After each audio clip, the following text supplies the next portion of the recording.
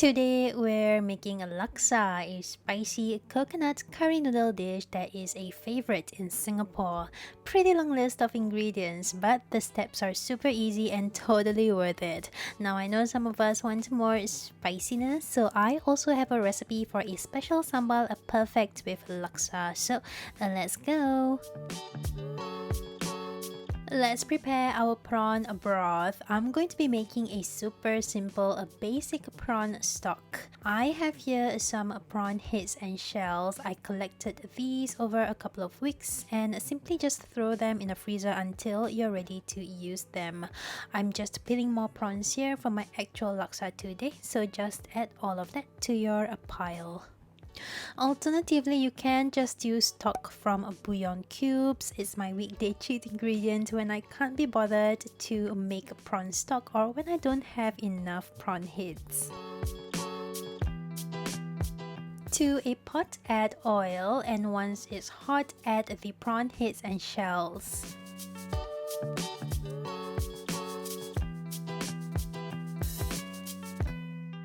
Saute the prawn heads and shells until completely dry. You want to let it get nice and orange and let all of the liquid be drawn out and completely evaporate.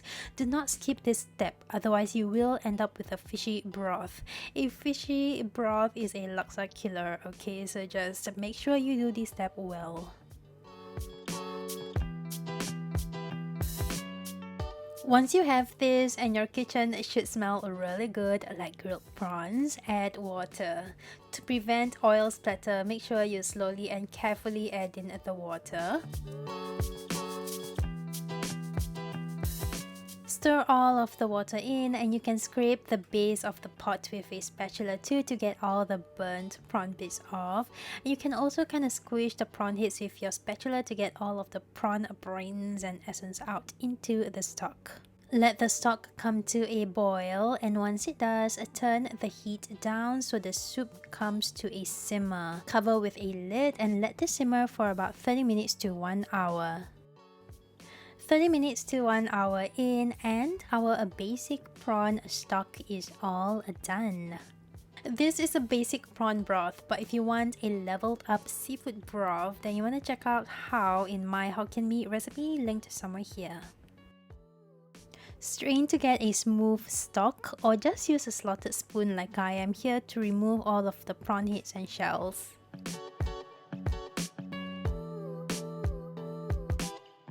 Next, let's make our laksa spice base paste. You will need these many ingredients. It's a lot, I know, but it's totally worth it, I promise you. Let's first prepare a couple of the ingredients first. We'll need the inner white core of the lemongrass. Simply remove the hard outer layer and the top half of the lemongrass.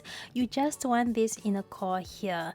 Cut it into smaller pieces. You can tilt your knife at an angle for an easier cut, and there you have it, the sliced inner core of a lemongrass. Next, we'll need these dried shrimps. Can't really replace this with any other dried seafood for laksa, unfortunately. Give them a quick rinse and then soak in warm water for about 5 minutes or so to just soften the shrimps, and keep that to one side. Okay, let's get to blending. I have here a dried chili paste. You can use ready-made ones or sambal olik, or you can make your own. My recipe somewhere here. Next, these are regular red chilies. Chop them into smaller pieces for easier blending. While you're chopping, try to remove most of the white seeds. Our standard shallots, you can also use onion, as well as garlic. These are Candlenuts. They add a creaminess and nuttiness to the laksa. You can replace these with hazelnuts or cashew nuts if you can't find Candlenuts. Next, we'll need ginger. Chop these up for easier blending. These are galangal or blue ginger. Also chop them up for easier blending. This is turmeric powder. You can also use fresh turmeric if you have that available to you. And of course, the sliced inner white core of the lemongrass that we prepared earlier. This is belacan or fermented dried shrimp paste. You can toast this first if you like before you blend it in, but I never do. And then the soaked dried shrimps, toss that in, and you can also toss in the shrimpy water into the blender as well. And finally, a coriander seeds. And then let's get this blended up.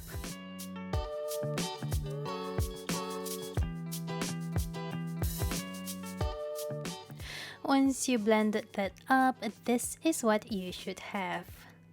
I'm pouring half into my little bowl here and the other half of my laksa base paste into my little container here because this is actually for 2 batches. It's a long list of ingredients, so I always make extra for next times.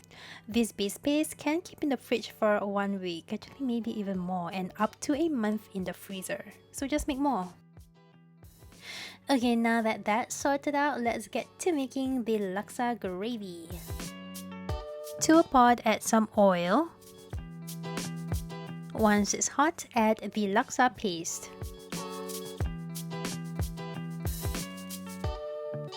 Saute the paste over low heat until the oil breaks or splits. Now that's when the oil has turned red and is floating on top of the paste, just like this. Now this is called oil splitting, known in Malay as pecah minyak. It just means that the dried chilies are fully and thoroughly cooked through. If you don't cook the dried chilies properly, then you can get a tummy ache, so yes. Anyway, once that happens, add in coconut milk. Stir that in with the laksa base paste to incorporate, and you want to let this come to a bubbly boil.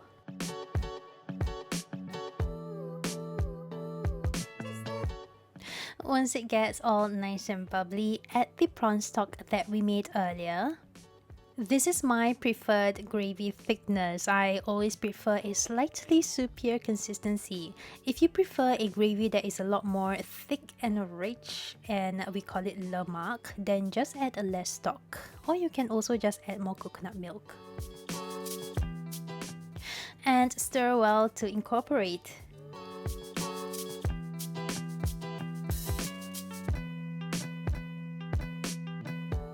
Season with some sugar. I'm using brown sugar here. You can also use coconut palm sugar or gula melaka. Those are very good alternatives. Otherwise, you can also just use the regular white sugar. And for some saltiness, we are adding a fish sauce. Alternatively, you can also just use light soy sauce or even just regular salt, but fish sauce goes really well with all of the umami seafood flavors of the laksa broth. This is my favorite part of laksa, tofu puffs, also known as a fried beancurd or a tapok. These will just absorb the laksa gravy so that when you bite into these chewy beancurd pieces, your mouth will just explode with all of that gorgeous laksa broth and gravy and flavor. Just so good.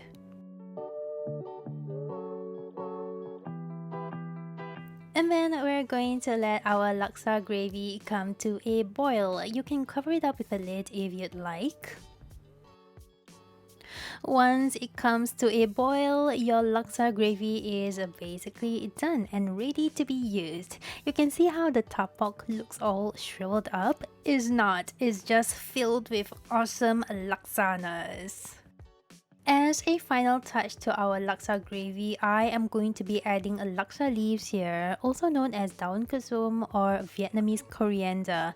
This might be controversial opinion, but I don't think these are necessary at all. In fact, I very rarely add this. They do add that bit of signature laksa flavor, but I sometimes find that it can overpower all of the other rich flavors that you've painstakingly blended up. In any case, this is your preference, okay? You can chop the leaves into smaller pieces, but I'm adding them whole because I do like to chew on them. Oh, and I'm also adding more tapok here because I like, but yes, essentially your laksa gravy is ready. You can be done there, but I am going to be making our special sambal. Skip this step if you don't need extra spiciness or if you already have your favorite sambal at hand. To a blender, add some dried chili paste, shallots or onion, garlic, belacan or fermented dried shrimp paste, and some of that soaked dried shrimps too.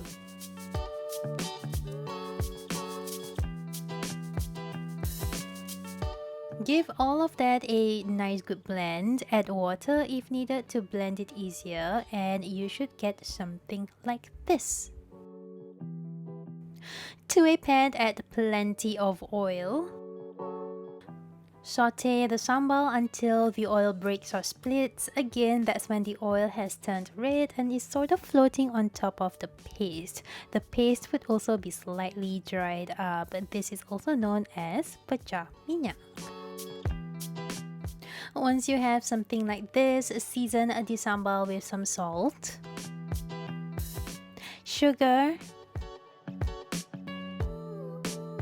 and tamarind paste. And your sambal is done. Easy. I always make plenty because you can keep it in the fridge and eat it with well, basically everything. Okay, back to our laksa. Now, noodles and ingredients preparation is super easy and straightforward. Just boil everything. I have my laksa noodles here. They're rice noodles and these are the fresh ones. Simply boil according to the packet instructions. You can do this entire cooking process while your laksa gravy is cooking, by the way. Instead of laksa noodles, I actually love using these wormy looking noodles. They're also a rice noodles. Now these are known as bee tai mak. I love these because you can scoop them up with a spoon without worrying about the noodles splashing back into the bowl and creating a mess everywhere. My personal true story. For some protein, I have prawns. Again, just boil them. As well as some sliced fish cakes here. Again, just boil these. Cockles are frequently used in laksa in Singapore. Now, I did not use cockles this time because I just couldn't find them in the market. But if you want to use cockles, then check out how to in my char kway teow recipe linked somewhere here. Of course, I have to have my vegetables, so I am just giving them a quick plunge in boiling water as well. Bean sprouts are commonly used for laksa, but of course I always like to add a nice Asian leafy green in there for added nutrients. Serving our laksa is super easy and the most exciting part of this, right? To a bowl here, I have my favorite wormy bee tai mak. Ladle over the gravy.